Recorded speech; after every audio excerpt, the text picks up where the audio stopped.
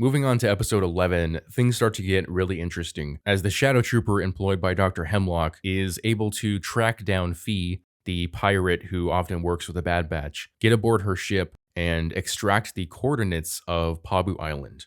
He not only uses the coordinates to head to there himself to capture Omega, but also sends the coordinates to Commander Scorch in order to have enough Imperial backup so that they don't face the same situation as they did a few episodes back when Commander Wolf failed to capture Omega.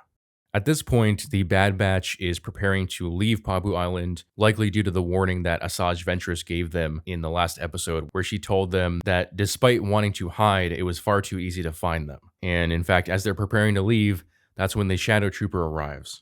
The Trooper is not only able to quickly find Omega, but he also destroys the Marauder, which is the Bad Batch's ship, with Wrecker nearby, nearly killing him. Now, I've been thinking that another member of the Bad Batch is likely to die before the end of Season 3, assuming that Tech is actually dead. And when the Marauder exploded right next to Wrecker, I thought that was it for him. And I thought that that would be great motivation, well, further motivation, for Omega to want to go back to Tantus, as she wouldn't just be fueled by wanting to save the clones, but also fueled by revenge. However, the Bad Batch is able to get to Wrecker, and even though he's fairly injured, he's in a stable enough condition and is assumed to survive. However, just as they're saving Wrecker, the Empire arrives. They swiftly descend on Pabu Island, destroying all the boats and really any means of escape, and even taking citizens from their homes in order to find Omega.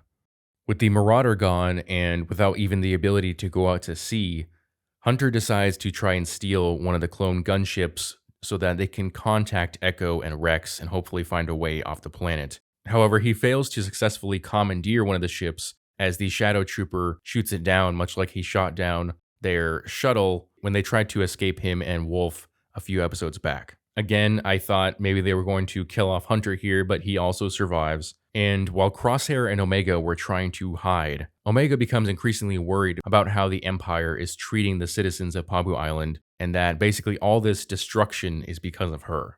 And she comes up with the plan to turn herself in. However, she's going to take a comm device with her in order to relay the location of Mount Tantus to the Bad Batch. And as a backup, Crosshair is going to shoot a tracker onto the Shadow Trooper ship so that they can track the destroyer back to Mount Tantus. However, both methods fail, as the Shadow Trooper immediately finds the comm device on Omega, and Crosshair, having to fight off a number of stormtroopers, just barely misses the Shadow Trooper ship with the tracking device. So Omega has been captured again, with no means for the Bad Batch to track her to Mount Tantus. So we're basically back to the end of Season 2.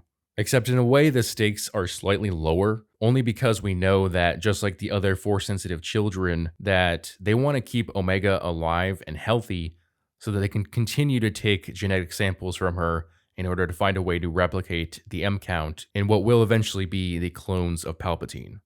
So she's going to be safe, but of course the Bad Batch are going to worry, and as they had already planned to do, will try to find a way to Mount Tantus to free not only Omega, but all the other clones as well, and likely kill Dr. Hemlock. So it was an interesting 2 episodes. It was definitely darker in tone than what we've seen since the first 2 episodes of the season.